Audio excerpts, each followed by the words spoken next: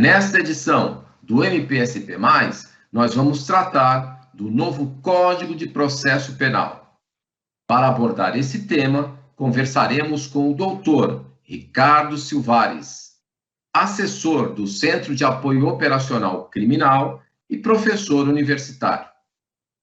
Doutor, quais são as alterações que estão sendo discutidas em relação ao Tribunal do Júri e quais as críticas da instituição do Ministério Público em relação a esses pontos? Bem, é uma mudança bastante grande que se propõe nesse projeto. Na verdade, o substitutivo que foi apresentado pelo deputado João Campos, ele procurou incorporar, acho que, várias sugestões. Ele ouviu muita gente. Tenho certeza absoluta de que o deputado agiu com a maior boa vontade, com boa fé, procurando realmente ouvir as diversas categorias, estudiosos do assunto, e procurou incorporar coisas ali ao projeto, mas o resultado não nos agrada, para ser bem sincero. E isso já foi dito, fizemos até aqui no âmbito do Estado de São Paulo uma cooperação muito grande entre diversos colegas, não só entre um grupo que foi criado ali no âmbito da Procuradoria-Geral, mas também no âmbito da associação. Houve uma junção de esforços, o colega Luiz Maciel de Piracicaba, por exemplo, fez um belíssimo projeto de emenda para substituir esse projeto ali no que tange ao júri, né, nesse projeto. Isso foi submetido a uma discussão em várias reuniões, com vários colegas, foi aprovada uma redação final, foi encaminhado já para um deputado, para que isso seja levado ali à votação. Enfim, uma das grandes mudanças, me parece, acho que houve várias mudanças, mas o que me preocupa mais, o que nos preocupa mais, a nosso ver, está na supressão da primeira fase do procedimento do júri e na mudança na quesitação. No que diz respeito à supressão da primeira fase, precisamos lembrar como é que é hoje. Quando é feita a investigação, o Ministério Público tem elementos ali para oferecer denúncia, então ele oferece, o juiz recebe a denúncia, se for o caso, ele recebe a denúncia, o réu é citado, ele apresenta uma defesa, depois o juiz, se na defesa não houver nada que provoque eventual extinção do caso, por exemplo, uma prescrição, o juiz determina a produção de provas. Então, as partes ali vão produzir as provas que pretendem. Depois, no final, o juiz decide se o réu vai ou não a júri. Perdão. Se ele vai ou não a júri. Se ele decidir que vai a júri, então ocorre uma outra fase, uma segunda fase, que é a fase do julgamento pelo Tribunal do Júri, onde podem ser produzidas provas, podem até repetir as provas que já foram produzidas, ou simplesmente faz o julgamento e usa-se as provas que foram produzidas na etapa anterior, lembrando que foram produzidas sob o que a gente chama de contraditório, ou seja, as próprias partes estavam presentes na produção dessas provas, o que atende bastante aquilo que a Constituição exige, né, o contraditório. O que aconteceu? Baseado na premissa de que essa primeira fase é responsável por boa parte do atraso dos julgamentos do júri, o deputado, então, decidiu suprimir essa primeira fase. Então, assim, nós não temos, assim, eu tenho, sinceramente, muitas dúvidas se realmente é isso que causa impunidade, se é essa primeira fase. Eu até penso que não. Embora, sim, nós não negamos que haja problemas, mas são problemas naturais, de varas, muitas vezes, superlotadas. Isso não é um problema que lei vai resolver.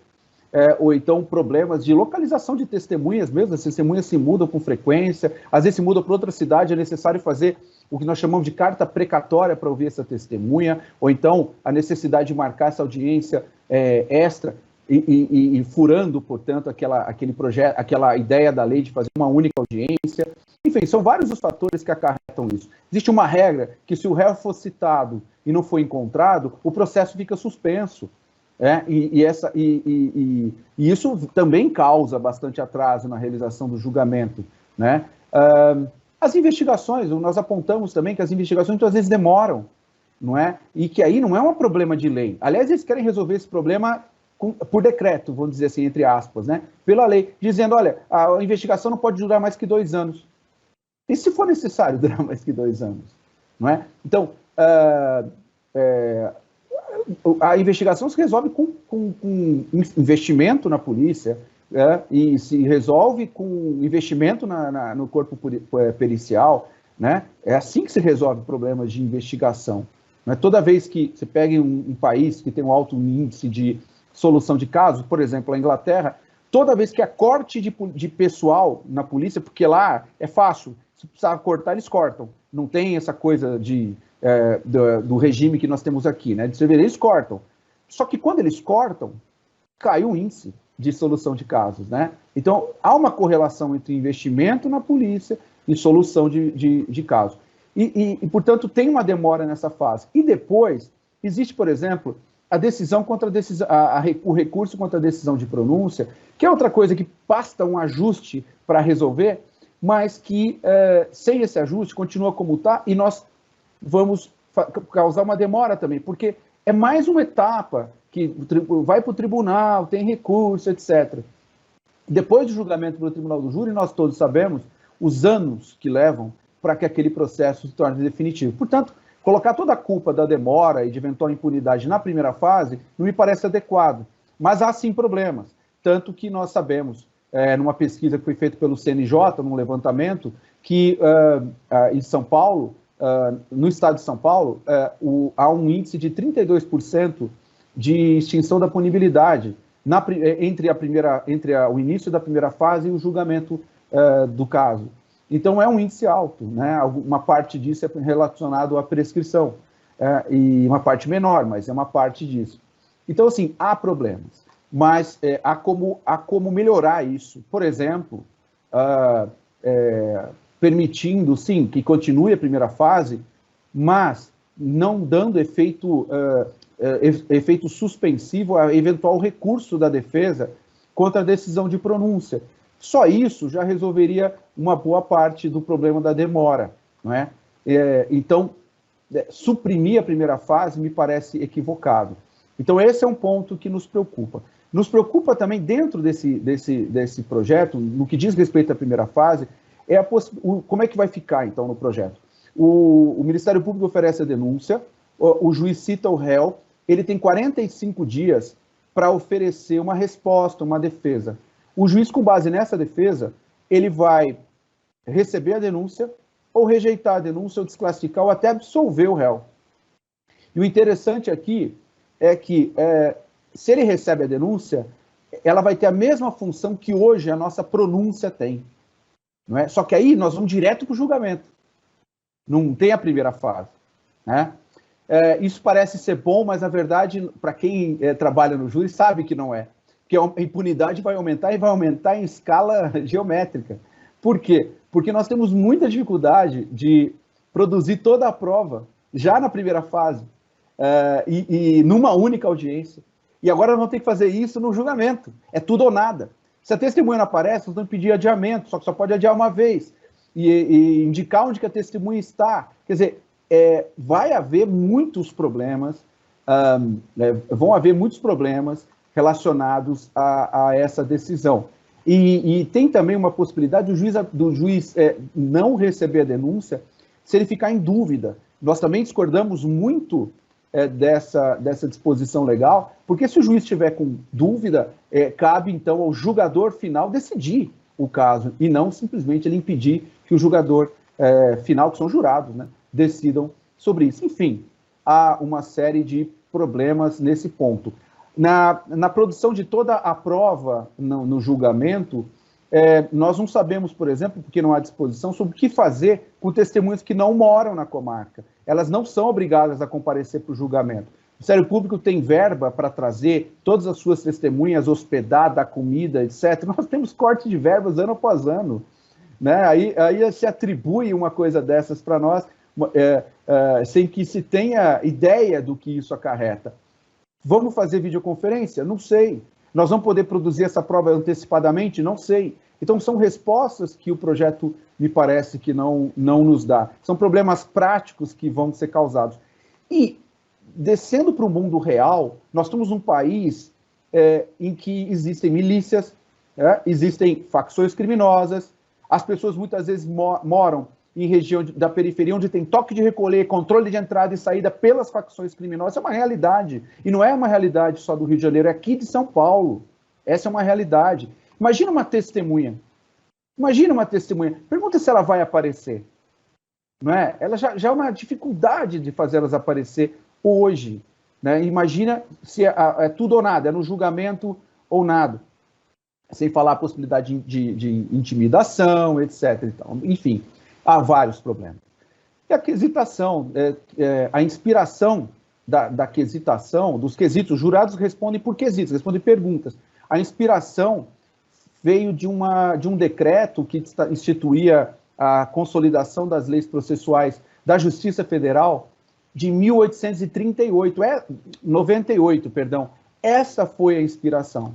Né? Foi uma inspiração muito longínqua, de uma realidade diferente, de um país diferente. Nós não sabemos sequer se aquele sistema de votação funcionou bem naquela época. Nós não sabemos, não temos um estudo para comparar, né?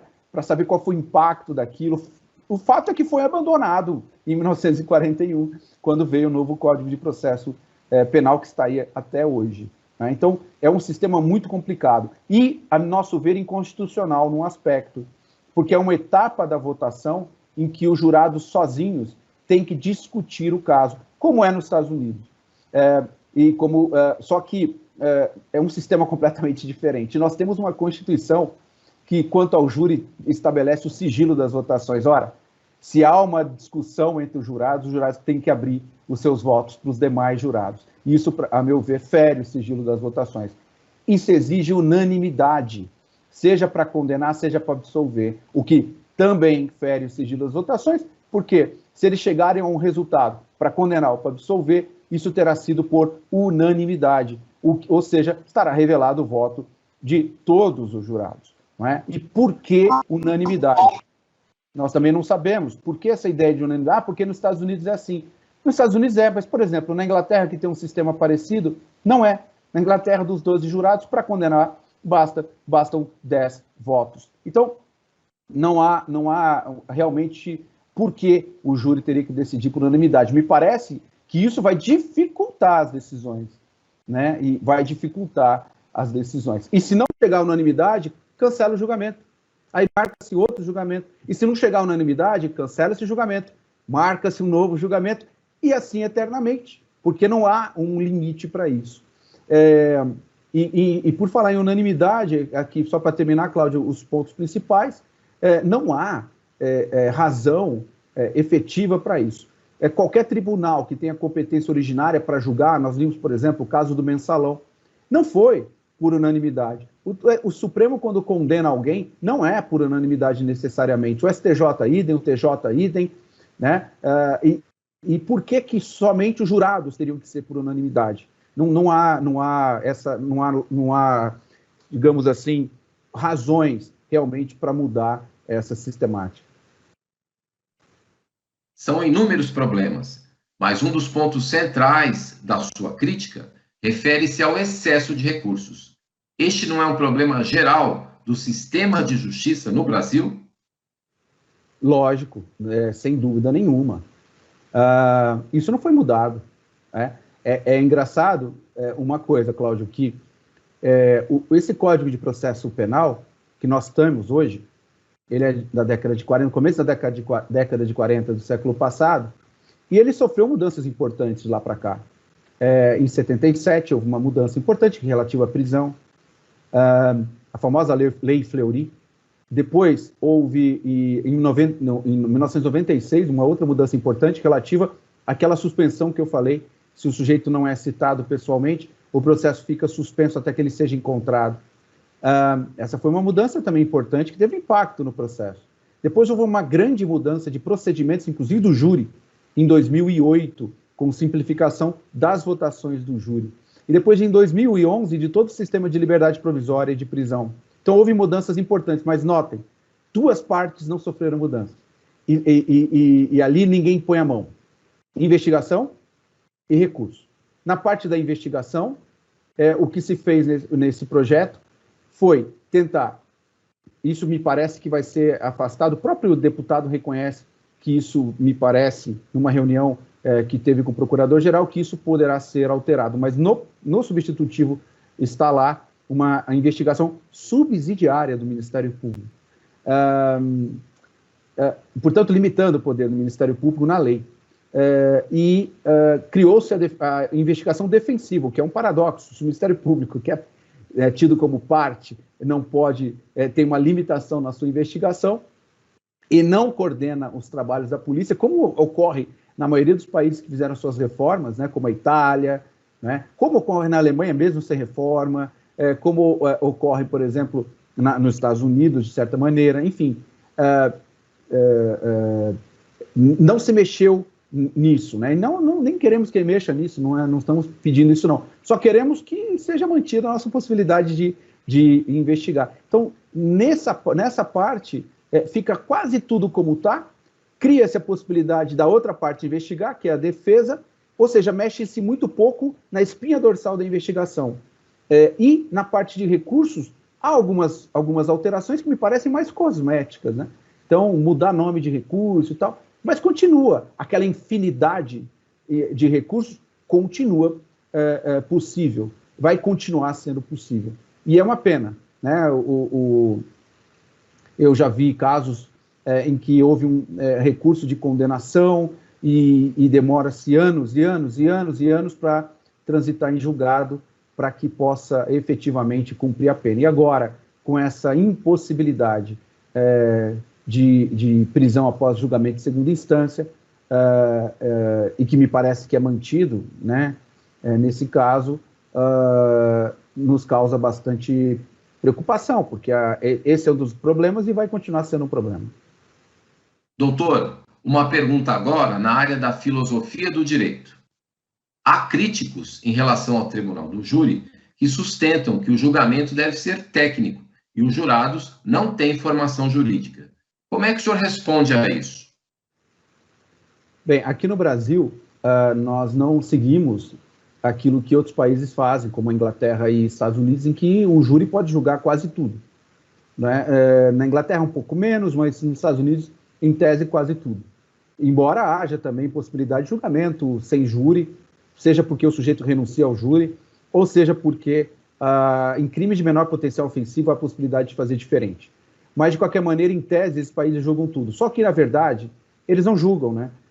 Porque os Estados Unidos, por exemplo, eles só julgam de 5% a 3% dos casos dele, que vão à justiça. O resto resolve em acordo, não tem julgamento, né? Então, questões técnicas muito difíceis, como, por exemplo, lavagem de dinheiro, nem sempre chegam a julgamento pelo júri, né? Situações como crime de natureza ambiental, etc., nem sempre chega ao júri. Mas no campo civil, por exemplo, nos Estados Unidos, eles julgam questões complexas, sim, apesar de também haver muito acordo. No Brasil, a competência do júri é limitada, me parece adequado isso. No Brasil, se você me perguntasse se nós devêssemos julgar casos, qualquer caso criminal, se eu concordaria em manter esse sistema, eu diria não. Eu diria que não, porque justamente pela necessidade de um julgamento técnico. Mas eu acho que no que tange aos crimes dolosos contra a vida, apesar de haver, sim, discussões técnicas importantes, o que nós julgamos ali é um grande drama humano. E o que se precisa é provar o que aconteceu nesse grande drama e o jurado decidir com aquela sua experiência e com o que há no processo. Porém, eu entendo que nós deveríamos copiar um pouco mais no que diz respeito ao júri, aquilo que estabelece o sistema judicial inglês e americano. Os jurados têm que julgar de acordo com as provas. Tanto que quando eles não julgam de acordo com as provas, eles têm até uma expressão para isso, que é chamada de nullification. Eles estão dizendo, olha, o júri está decidindo de forma contrária à lei, né? Ele não está aplicando a lei, porque se está provado que o sujeito matou, ele tem que ser punido. É isso que determina a lei. E quando o júri faz isso, não pega muito bem. Mas, de qualquer maneira, alguns dizem, inclusive, que seria contrário à própria Constituição uma decisão como essa, né? Afinal de contas, os legisladores votaram a lei e ela precisa ser cumprida. Mas outros dizem que, olha, faz parte da soberania democrática do júri. Enfim, no Brasil, o que nós precisamos fazer, eu sou favorável a se manter o júri, até porque é uma garantia individual, não dá para excluir, mas eu sou favorável, ainda que desse para excluir. O que precisa fazer em relação ao júri é simplificar o julgamento, não permitir que o júri decida questões jurídicas, faça avaliações jurídicas. Aliás, o projeto, ele tenta simplificar e complica. Por quê? Porque ele submete ao júri questões como, por exemplo, questões preliminares. Se o júri é competente ou não para o julgamento. E não é que ele faz através de perguntas relacionadas a fatos. Não, faz a tese jurídica mesmo. A pergunta é essa. Se o júri se acha competente para julgar. Ora, competência é uma questão jurídica, que a gente, quando vai explicar na faculdade, dá trabalho. Imagina explicar isso para um leigo no julgamento. Então, me parece que o ato de um leigo julgar não me parece inadequado. É uma participação popular nos negócios do Estado, nos negócios da justiça. Não é? Eu acho que isso é uma forma de exercício da soberania popular. Eu não vejo problemas. Alguns países não têm mais júri, mas tem algo que é um juízo misto, que é um tribunal misto. Por exemplo, a Alemanha. A Alemanha faz isso. Ela usa alguns tribunais, tem juízes e cidadãos atuando lado a lado e tendo o mesmo poder de decisão ali. Eles votam juntos ali para decidir o caso. Não é um número grande de pessoas, são 2, 3 pessoas, além dos juízes, um juiz, às vezes 2 juízes, dependendo do caso, mas há essa participação popular. Eu não vejo problema nisso. Eu sei que há muitos que são contra o júri, mas eu acho que o júri pode funcionar muito bem, desde que o desenho do sistema de julgamento seja bem feito. Muito obrigado, doutor Ricardo Silvares. Tivemos mais do que uma entrevista. Foi uma verdadeira aula. Agradeço mais uma vez. Até a próxima oportunidade. Eu que agradeço aqui o convite para essa entrevista e a oportunidade aqui de poder falar a todos os colegas e a sociedade que nos acessa. E aí, você gostou do programa? Não se esqueça de se inscrever no nosso canal, youtube.com/mpspoficial. Aproveite e siga também o MPSP nas outras redes. Instagram, MPSP_oficial. Twitter, MPSP_oficial. E Facebook, MPSP.oficial.